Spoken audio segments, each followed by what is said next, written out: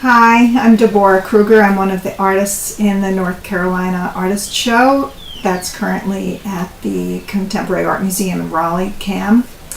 I wish I could show you the piece that's in the show, but as most museums in the United States are now closed, I thought I would take you into my studio instead and show you some of the steps, the many steps that go into making this work. So here we go. We're going to start with, I make all the feathers in my work with fused recycled plastic bags, which sounds kind of odd, but they end up making a very nice effect. So we start by fusing, and we take 3 layers of plastic bags. We put them in between glassine paper so that the plastic doesn't melt, and we apply a hot dry iron, and it fuses them. And they end up being these sheets, like this. Because they're plastic and because we're silk screening, we have to also prime them. So we do both sides, we prime both sides, and we get ready for the silk screening. So most of my work is about endangered birds and endangered languages. So the next part of the work is developing the imagery that's going to be on the silk screens. So a lot of the images of the drawings come out of drawings that I do of endangered birds, and I'll just show you a few of them. This is the California condor. This is the Madagascar serpent eagle. This is the crazy looking secretary bird, which you can also see some of these on my line of merchandise that I also make, and you can find that on SaveTheBirdsDesign.com.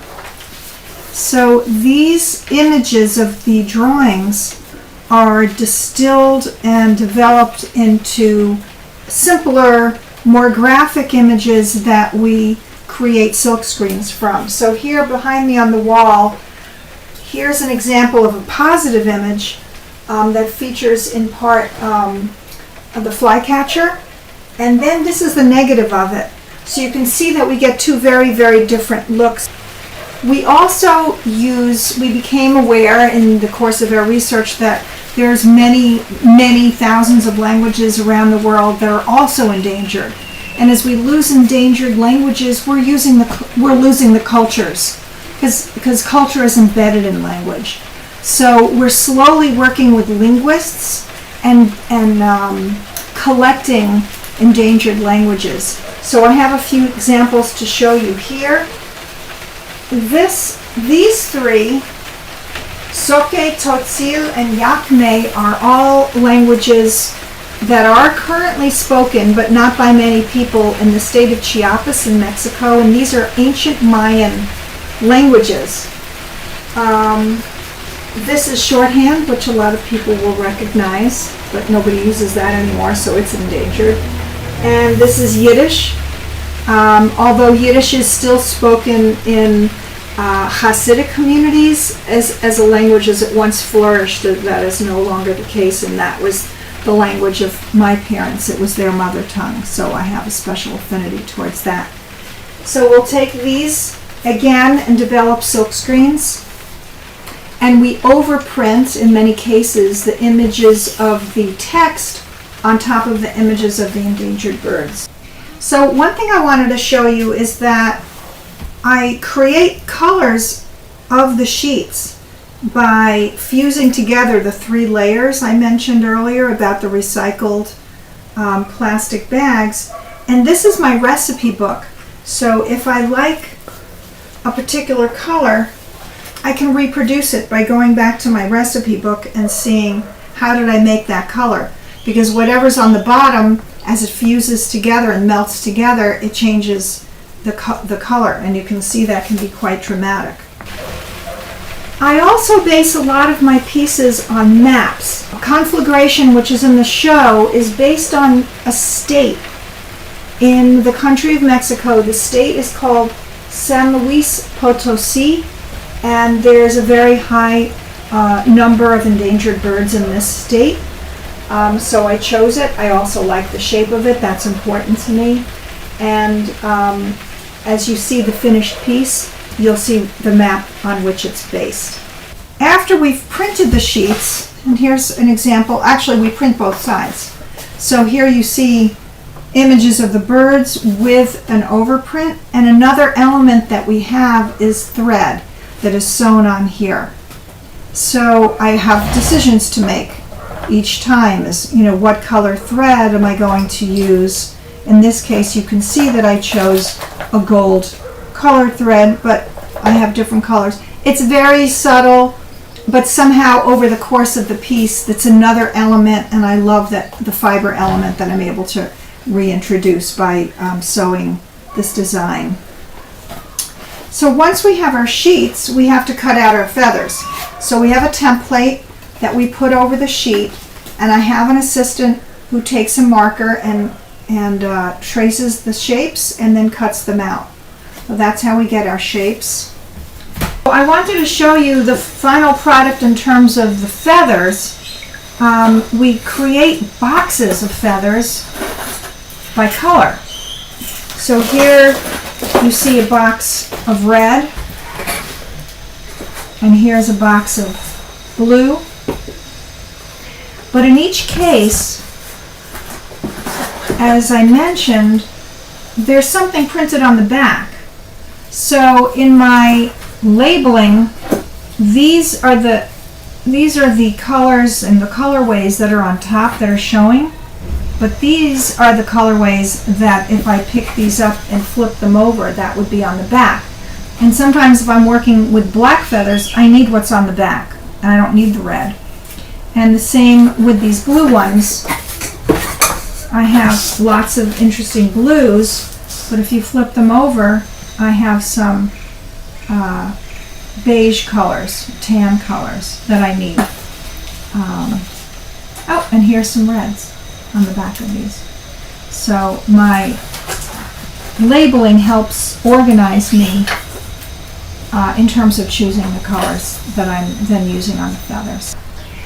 So I wanted to say also that I would not be able to do the scale work that I do without the help of a lot of other people. So I wanted to dispel that, like, artist working alone in her studio. Maybe some people do, but I am not one of those people. So I have a full-time assistant named Sandra, and she really helps me with everything, not just the making of the work, but writing grants and creating images and refining those images and developing images for our merchandise line and a million other things like that. Then I have Tyler, who manages the website, helps with social media, and knows a great deal about social media marketing, so she's a really valuable member of my team. And then you'll also see some images of Alicia. She's one of the other assistants that comes in part-time to actually, in many cases, work on the pieces, do the gluing of the pieces, pinning of the pieces, just a lot of moving parts. I have a colleague named Dana who helps fabricate the sculptures that we make. So I just wanted to introduce you to some of those of my key players in addition to, of course, the work that I do. So I wanted to show you how I attach the feathers to the background, but let me first introduce you to my background. So this is actually another piece that I'm starting, also based on a map. But this that you're seeing here is Pellon. It's a really thick Pellon, the kind of stuff that when you used to make like Man Taylor shirts, it would like keep the collar stiff. So this is a very thick one, and we use this to build the pieces onto. And the first thing we do is we screen print the Pellon, and in this case it's screen printed with excerpts of Rachel Carson's Silent Spring. She's like totally my muse and inspiration. And then because this particular piece was going to be in these mahogany colors, I had my assistants rub color into the background so that if there's a gap in the feathers, the background becomes sort of integrated into the piece. So here's my little demo I'll just put this down. So we take the feather and we take a fusible tape, maybe like a Wonder Under kind of product, or Stitch Witchery. I think you may have heard of that. We put the feather on that, but I can't iron this because it's plastic and it would melt.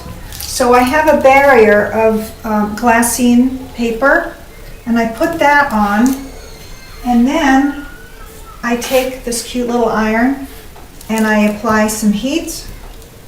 Doesn't take more than a couple of seconds. And then I take off my paper, and then the feather is adhered. And here I'll just show you, here, let me just unpin a couple of these. And you can see I'm pulling on them. They're not going to come off. I mean, if I had to pull them off because I didn't like the way they were positioned, I could cut them off. But at least they won't ever fall off, and that's important to me. So that's how we attach the feathers to the background and the palette. Thanks for coming to visit me at my studio. I hope you enjoyed that. If you have any questions, you can write to me through my website, deborahkruger.com. There are more videos on my YouTube channel, which you can join. And if you love my art but can't afford original art, please visit SaveTheBirdsDesign.com, where I have other merchandise that is artist designed, and I think you would find something there that would please you or make a great gift. Please support your local museums, especially Contemporary Art Museum CAM in Raleigh, and let's hope that the virus and pandemic calms down and that we can all go back to the museum and see the show again before it closes in late August. Thanks so much.